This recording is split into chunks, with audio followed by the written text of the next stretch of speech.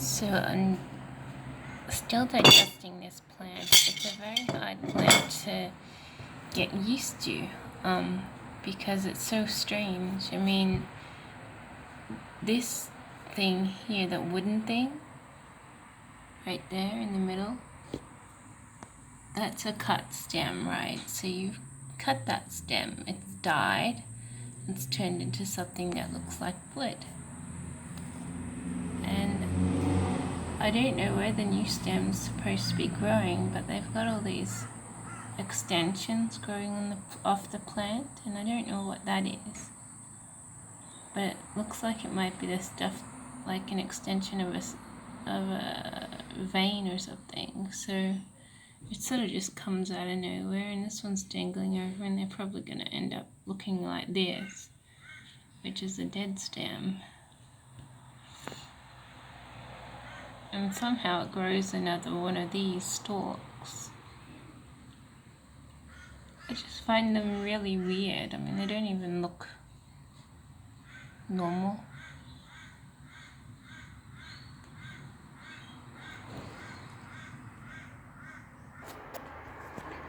So this is one of my dried up plants. The whole plant seems to have died after I cut off this stem.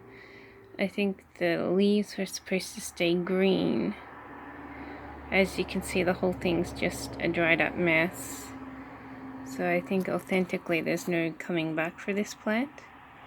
So it seems to have like authentically died after, you know, the stem began dying, the fingers began rotting, and nothing I could do. The leaves died and the whole plant died, really.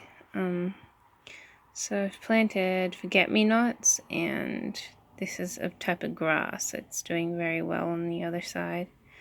I put the grass in there just to have something grow, and then I put the forget-me-nots in there just to see if they would grow, and they're growing better than the other forget-me-nots, which I think are in a pan that's too deep.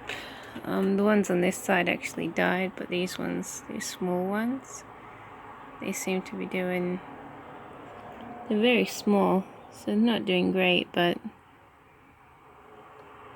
they're there. The ones in this other pot are doing a lot better, actually. So, and this is like the leftover iris that I have. It's doing quite well. It's reforming its leaves, so new leaves are growing, which is a good sign, but this stem has rotted, so technically I should be cutting it a little bit.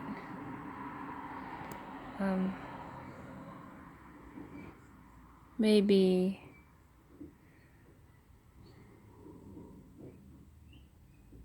so that stem seems to have fully rotted, and I should be cutting it down a little bit. I haven't, because I don't want it to. Maybe I should cut it a little bit below this dried up bit. But this plant is the one that survived, so it's the more expensive one. And I was thinking about cutting it right around there. I know you're supposed to cut it around here. I was thinking about cutting it around there.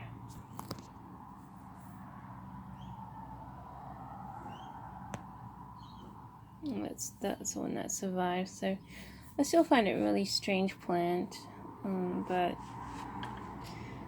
I know when it has a stem and the flowers are out, it's actually really pretty. But when it's just being weird, you just realize it's a really weird plant. It's really difficult. It's a difficult plant, I think. It's more difficult than just putting something in a pot and watching it grow. You sort of have to watch that it doesn't die. So it's not really a hardy plant. It's something that you have to pay attention to. But I've had relatively low attention to this one. It seems to be happy on this windowsill the most because of the glass there, so it helps protect it from the sun, and it's got a big shade outside the window, so it also helps protect it from the sun. So it gets a little bit of light. It seems to like its smudged down version of light. I give it a little bit of water every couple of days. I don't, in the directions it said to fill up this pot to the rim of the plastic pot on the inside, but I don't do that because it gets too watered. So I just put like,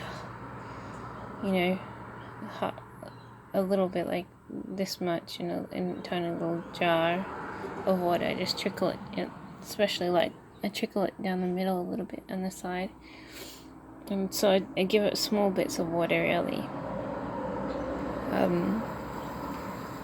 That's just so it doesn't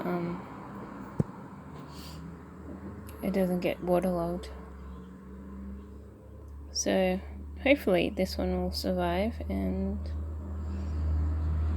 I'll get new flowers whenever it next decides to flower.